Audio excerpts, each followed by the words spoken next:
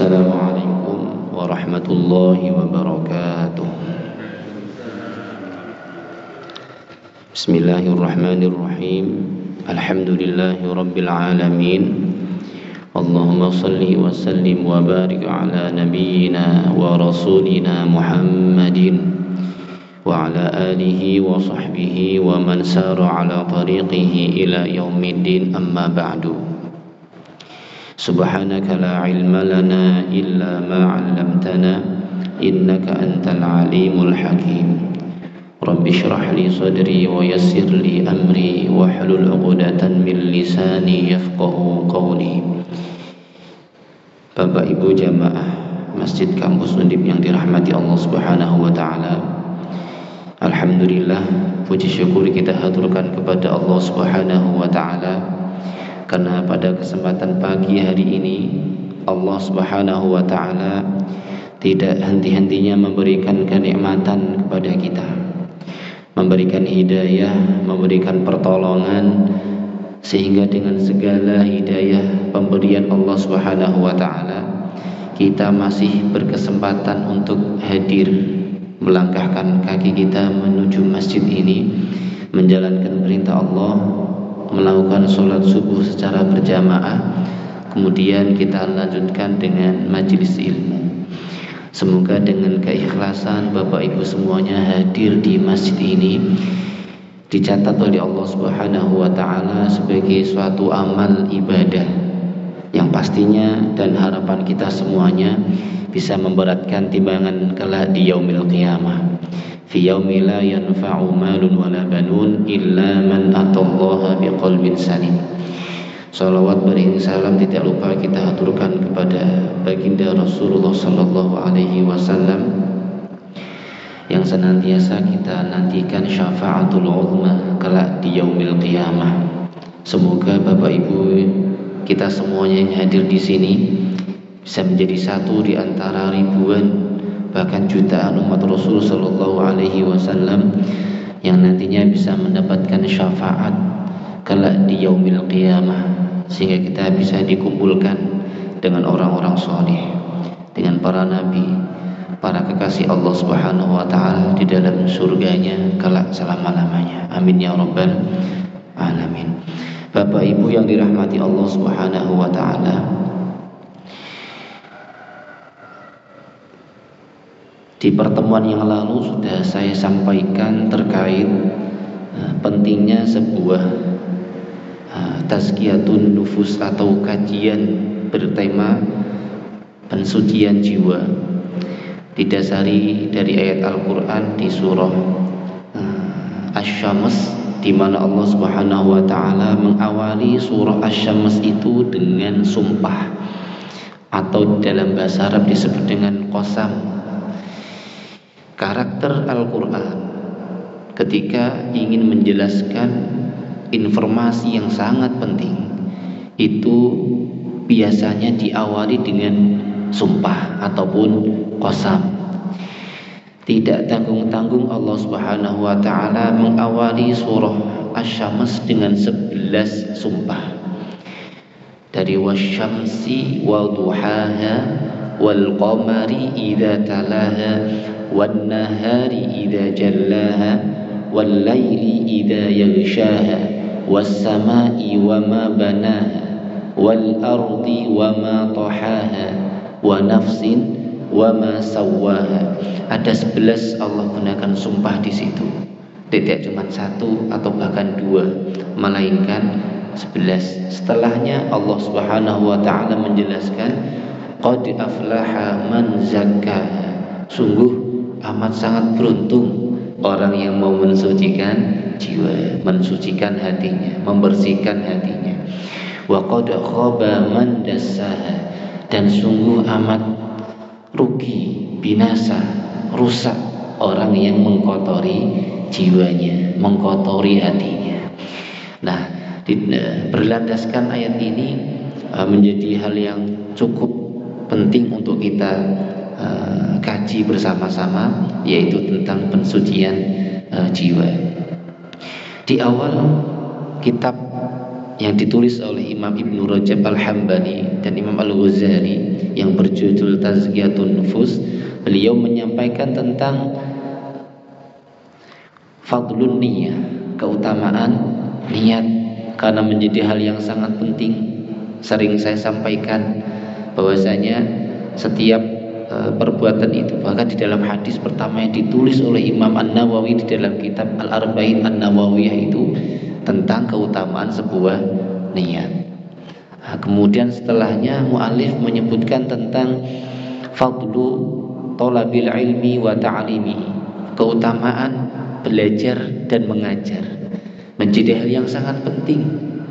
Karena pepatah Arab, ala ilmu qabla al-qawli wal amali, ilmu dulu sebelum mengatakan, sebelum berbuat, didasari dengan ilmu. Apalagi kita beribadah kepada Allah Subhanahu wa taala harus didasari dengan ilmu. Kalau tidak, pasti ibadah kita akan rusak. Ibadah kita tidak diterima oleh Allah karena tidak didasari dengan ilmu. Orang sholat kalau tidak tahu tata caranya sholat, apakah sholatnya diterima? Tahu tidak wudhu langsung sholat, karena tidak tahu. Misalnya baca Al-Quran, sholat kan ada bacaan Al-Qurannya, dia baca Al-Qurannya tidak benar misalnya, atau bahkan tidak memperhatikan, ini juga mengurangi kualitas ibadahnya. Bersedekah yang pada dasarnya harus ikhlas, sementara dia tidak tahu konsep ikhlas di dalam sedekah, pasti akan mengurangi pahala ibadah sedekah itu. Di dalam masjid tidak tahu ilmunya di masjid, di masjid masih ngobrol sendiri dan sementara khotib sedang menyampaikan khutbah, ini akan mengurangi, malah la jum'ata lahu kan gitu ya, tidak ada ibadah Jumat baginya. Ini sangat luar biasa sekali, tidak tahu ilmunya. Maka ala ilmu qablal qawli wal amali menjadi sangat penting untuk kemudian dibahas. Oleh karenanya al-muallif menyebutkan tentang fadlul ilmi wa ta'limihi, keutamaan ilmu dan keutamaan menuntut atau mengajarkan ilmu. Kemudian berikutnya seorang al-muallif ini menyampaikan tentang asbabu sumumil qalbi, tentang sebab-sebab hati itu menjadi kotor, sebab-sebab hati itu menjadi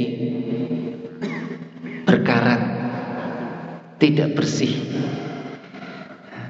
Sebuah pisau kalau berkarat, kita kira-kira bisa berfungsi apa tidak? Pastinya tidak bisa. Pisau ini atau pedang atau senjata, ketika sudah berkarat, ia masih berbentuk senjata, berbentuk pisau. Tapi ketika untuk memotong, tumpul, tidak bisa, tidak sempurna. Bahkan kalau memotong binatang saja, ajaran agama kita adalah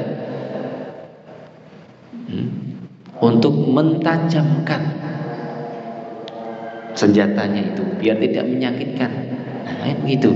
Sementara kalau sudah berkarat tidak mungkin bisa berfungsi dengan baik. Maka ada beberapa sebab yang mu'alif sampaikan di dalam kitab ini tentang bagaimana hati itu bisa kotor. Yang pertama beliau menulis adalah fudulul kalam, terlalu banyak bicara, terlalu banyak berkata sesuatu yang tidak penting. Ini bisa menyebabkan hati itu kotor. Tertawa berbahak-bahak misalnya, bukan Gus Bahak, terbahak-bahak, tertawa yang tidak perlu. Dalam riwayat kan Rasul diceritakan tidak pernah tertawa sampai terbahak-bahak. Kalaupun ada hal yang membuat Rasulullah ingin tersenyum. Dan begitu, tidak sampai mengeluarkan suara yang berlebihan. Berbicara tidak boleh menggunakan perkataan yang bahkan menyakiti orang lain atau menjustis orang lain. Isu sarah sekarang ini kan mulai marah itu akibat perpecahan, pertikaian satu dengan yang lainnya, kelompok satu dengan kelompok yang lain. Muslim satu dengan muslim yang lainnya akibat perkataan yang tidak baik. Maka fudulul kalam itu bisa mengotori hati, dan dampaknya itu bisa sangat luar biasa sekali. Tengok kisahnya Rasulullah dalam haditsatul ifki. Ngertos nggih? Peristiwa haditsatul ifki di mana Sayyidah Aisyah difitnah ya, oleh orang-orang munafik. Pimpinannya bin Salul, gitu kan. Rasul dengan para sahabat, di situ ada Aisyah melakukan perjalanan, kemudian Aisyah tertinggal di situ. Rasul sudah sampai di rumah, Aisyah diantar oleh salah seorang sahabat. Ada orang munafik melihat apa yang ia lakukan, menyebarkan, bahasa kita ini hoax gitu ya. Menyebarkan berita yang belum tentu benar, yang pasti salah gitu loh. Tapi sudah kadung sampaikan ke halayak ramai, sampai ke telinga mulia Rasulullah. Bahwasanya Aisyah berbuat tidak senonoh dengan sahabat ini dan segala macam. Rasulullah manusia, basyarun lakal basyari, manusia yang tidak seperti manusia yang lainnya. Pada dasarnya tetap fitrahnya manusia ada dalam diri Rasulullah. Mendengar istrinya yang beliau cintai, anak seorang sahabat yang beliau kagumi, Abu Bakar As-Siddiq, sampai ke telinga mulia Rasulullah. Rasul ya tidak langsung membenarkan, juga tidak langsung menyalahkan, karena belum ada wahyu yang datang. Apa yang terjadi? Gelisah. Sampai berhari-hari Aisyah sakit di kamar, menangis sejadi-jadinya. Tidak ada kesedihan melebihi kesedihannya seorang perempuan yang sholihah, yang taqiyah, bertakwa kepada Allah, dituduh berbuat yang tidak senang. Harga diri perempuan kan lebih tinggi daripada yang lain. Itu. Akhirnya Siti Aisyah menangis. Di situ ada ayahnya Abu Bakar As-Siddiq. Di situ ada ibunya, ada sahabat-sahabat yang lainnya. Rasul duduk di sampingnya. Aisyah mengatakan kepada Abu Bakar, "Wahai ayahku,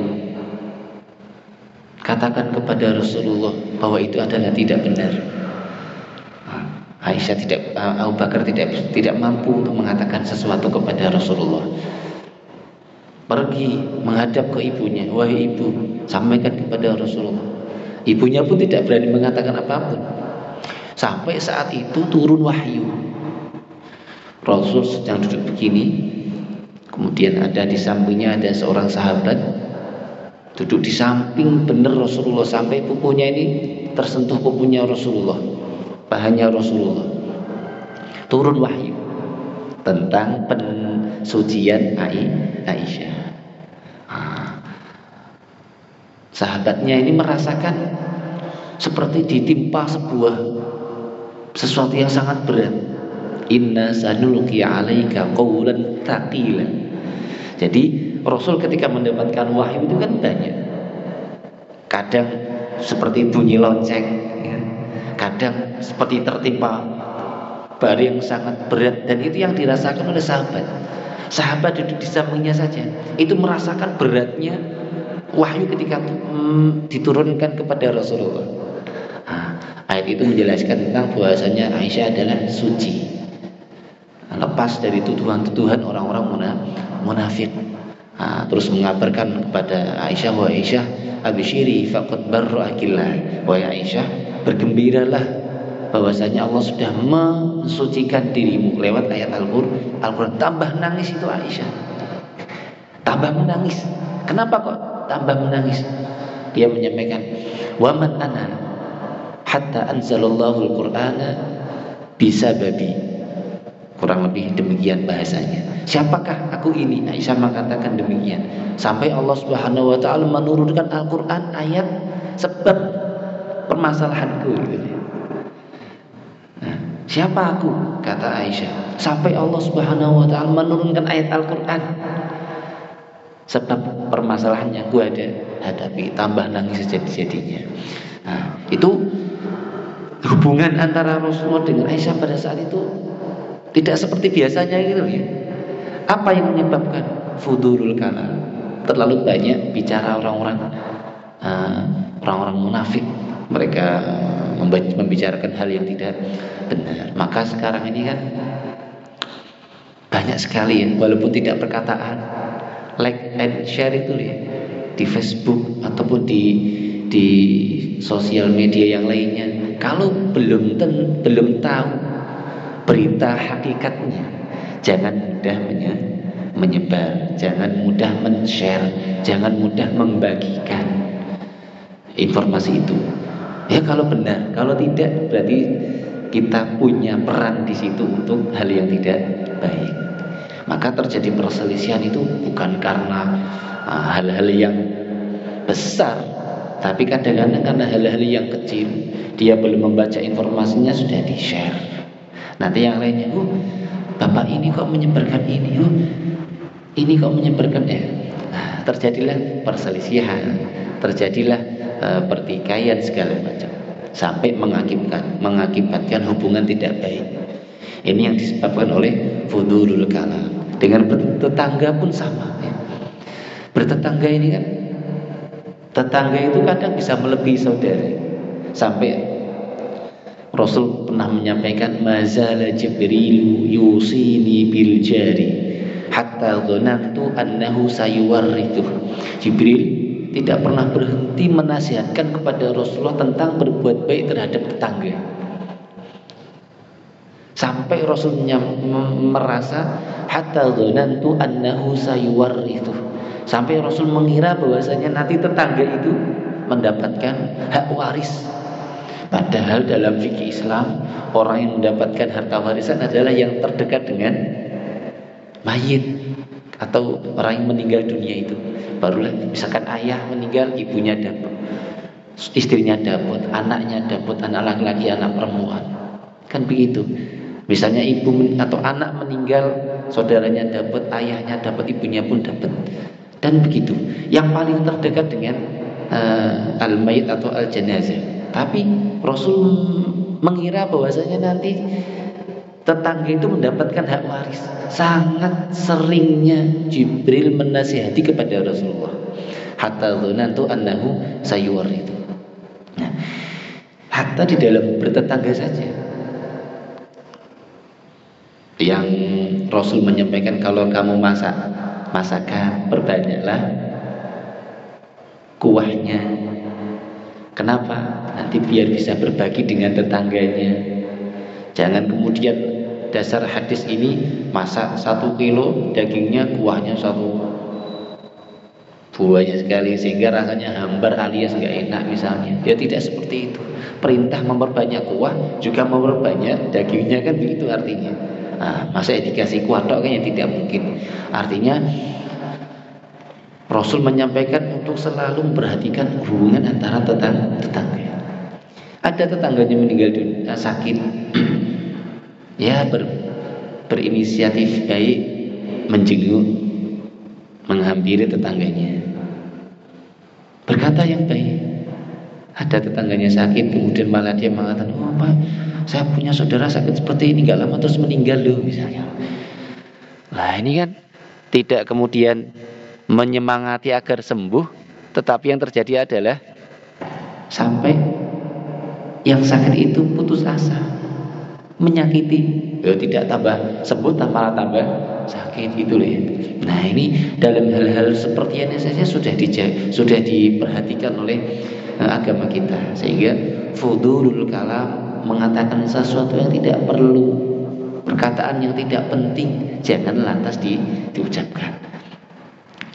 Bahkan di dalam hadis kan sering kita jumpai, berkatalah yang baik, kalau tidak bisa adalah diam. Kalau tidak bisa mengatakan sesuatu yang baik, yang penting, yang bermanfaat, auliyasmud, dalam hadisnya demikian, mending diam. Orang diam itu bukan berarti dia tidak tahu, kan begitu ya. Tapi menjaga beberapa hal yang dia pikirkan. Kalau terlalu banyak bicara yang tidak penting, itu bisa mengurangi haibah seseorang. Tahu haibah nggih? Haibah itu wibawa. Dalam ilmu psikologi kan demikian. Seorang kan akan mengurangi sebuah wibawa seseorang ketika dia terlalu banyak bicara. Diam aja. Kalau memang tidak penting, jangan menyampaikan sesuatu. Kalau memang tidak benar, jangan buru-buru menyampaikan. Karena lisan ini kan, lisan itu walaupun bentuknya sangat kecil ini, tidak punya daging, tapi ketika mengatakan bisa menyakiti orang lain. Ketika mengatakan bisa meruntuhkan bangunan-bangunan peradaban misalnya. Kan begitu. Artinya jangan sampai yang keluar dari lisan kita ini menjadi hal-hal yang tidak benar atau bahkan menjadi pertikaian, permusuhan antara satu dengan yang lainnya. Jaga itu mulut, jaga bicara. Ada istilah mulutmu harimau. Tidak cuma harimau sebenarnya. Dunia akhiratmu itu ya. Lebih dari itu. Orang akan dihormati, akan dijunjung wibawanya ketika dia mengatakan, dilihat dari perkataannya. Ketika tidak bisa menjaga perkataannya, turun wibawanya. Haibah itu wibawa. Seorang yang pandai ataupun dia menjaga muruahnya, tahu ilmu psikologi, akan kita melihat jarang bicara. Ketika bicara, bicaranya yang benar-benar perlu. Ketika tidak, memang dia diam saja. Nah, ini mungkin yang sering kita temukan itu biasanya itu ya tidak biasanya. Umumnya itu kaum hawa. Ibu-ibu itu bedanya bapak-bapak dengan ibu-ibu itu kan. Kalau bapak-bapak ditanya satu pertanyaan, jawabannya satu. Pak, dari mana? Dari masjid. Berhenti. Ibu-ibu ditanya, Bu, dari mana? Dari pasar. Ya Allah, segala semuanya mahal. Cabai mahal, brambang mahal, lombok mahal. Bawang 100.000 dapat ini tok. Jangan ke pasar sekarang, besok aja. Nanti kalau ke pasar ya. Ditanya, dari mana kok itu brambang, itu lombok, itu cabai segala macam. Nah, ini menjadi hal yang sudah lumrah di kalangan kita. Sehingga hal yang tidak perlu, sekali lagi jangan sampai kita ucapkan fudurul kalam, terlalu banyak bicara. Yang kedua, fudulut ta'am, terlalu banyak makan. Wah, itu langsung makanannya diletakkan, itu jangan. Terlalu banyak makan itu juga menyebabkan hati itu kotor atau tidak bersih. Bahkan para Rasulullah dan para sahabat itu kan tidak jarang kita baca hadis menemukan Rasul dan sahabat merasa kelaparan, tidak makan berat. Bahkan ada di Madinah itu ada golongan sahabat itu namanya Ahlus Suffah. Tahu ya? Pasti pernah mendengar kisah ini. Ahlus Suffah. Tidak punya sahabat yang tinggalnya di emperan Masjid Nabawi. Misalnya seperti ini, ada di emperan seperti itu buat tempat tinggal sahabat. Enggak punya rumah, enggak punya tempat tinggal, enggak punya pekerjaan. Bagaimana mereka tinggal? Yaitu di emperan masjid. Bagaimana mereka makan? Yaitu dapat asobah ataupun rampasan-rampasan perang itu, ataupun sahabat yang lain yang bersedekah, dia makan. Sampai Rasul mengatakan, ittaqu walau bisyiqqit tamrah, ittaqun nara walau bisyiqqit tamrah. Takutlah engkau kepada api neraka walau dengan bersedekah sepotong kurma. Bukan satu kurma, itu sepotong. Ini kurma ini sepotong ini. Walau bisyiqqit tamrah, walaupun engkau dengan bersedekah sepotong kurma. Nah, kalau kita kadang-kadang di bulan Ramadan nggak kemakan-makan kan begitu ya. Orang jualan di pasar yang agak jelek sedikit lalu dibuang dan segala macam. Nah, kita di rumah kalau nggak bagus nggak mau makan kurmanya.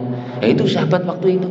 Rasul sampai mengatakan, yaitu hadis ya, ittaqun nar, takutlah terhadap api neraka walau bisyiqqit tamrah, walaupun dengan bersedekah separuh kurma, bukan sekilo, bukan 2 kilo atau 1 biji aja, bukan, separuh itu loh. Separuh biji kurma sedekahkanlah dalam rangka takut api neraka gitu loh. Nah, kita bisa melihat yang terjadi pada saat itu banyak. Tidak langsung, jangan sampai kita mikir oh Rasul itu makannya enak-enak, kemudian kehidupannya itu mewah. Tidak. Oh sahabat-sahabat itu kehidupannya mewah, makannya daging. Tidak seperti itu. Sahabat Umar bin Khattab ketika didatangi oleh orang Yahudi ingin meminta keadilan, dia bertemu dengan orang yang bajunya compang-camping, ternyata dia adalah Umar, kan gitu. Seorang khalifah, pimpinan gitu. Enggak cuma satu negara, umat Islam semuanya saat itu melintas benua, lintas negara.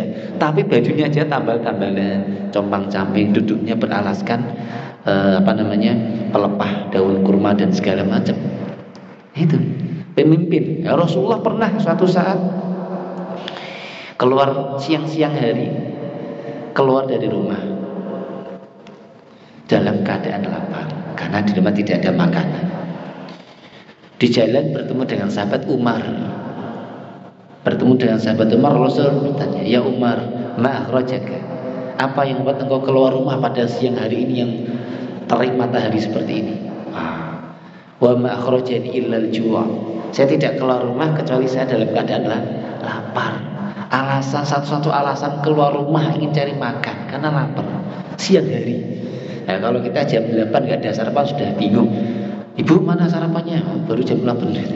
Nah, Rasul sampai siang hari tidak ada sarapan di rumah, pergi keluar rumah karena lapar. Bertemu dengan sahabat Umar, loh kok sama-sama lapar. Akhirnya jalan, bertemu dengan sahabat, disinggahkan di salah satu rumahnya sahabat. Ya Rasul, silakan duduk wahai sahabat Umar, duduk. Dihidangkan minum satu gelas. Diminum oleh Rasulullah. Kalimat pertama yang keluar dari mulut mulia Rasulullah ketika sudah hampir seharian, setengah hari terik matahari tidak makan, minum satu gelas, Rasul menyampaikan, "Tsumma latus'alunna yauma idzin 'anil na'im." Nanti kalian di hari kiamat akan ditanyakan kenikmatan minum satu gelas setelah panas matahari kamu rasakan. Itu kadang yang kita kadang-kadang lupa minum, tidak mengatakan alhamdulillah, tidak kemudian berterima kasih kepada Allah, tidak. Kadang-kadang kita lupa, padahal itu nanti ditanyakan. Rasul menyampaikan mengutip ayat Al-Quran di surah At-Takatsur, ya, "Tsumma latus'alunna yauma idzin 'anin na'im." Kemudian nanti kalian pasti akan ditanya di hari kiamat tentang nikmat, walaupun cuma minum segelas air ditanyakan oleh Allah. Nah, kita sekarang tidak kekurangan makanan. Di rumah bapak ibu kulkasnya pasti penuh dengan makanan, sayuran dan segala macam. Di meja standby hidangan, ya. Nah, belum di lemari dan segala macam. Itu perlu kita syukuri. Maka fudulu ta'am, terlalu banyak makan juga menyebabkan hati itu sulit mendapatkan hal yang bersih. Bahkan Rasul Shallallahu Alaihi Wasallam pernah ke dapur mengatakan, wahai Aisyah istri Rasulullah, apakah ada makanan yang bisa saya makan? Tidak ada ya Rasul. Baiklah kalau begitu saya tak puasa. Itu berarti puasa sunnah. Maka dari hadis ini muncul ilmu, muncul syariat bahwasanya untuk puasa sunnah tidak disyaratkan tabyitun niyah.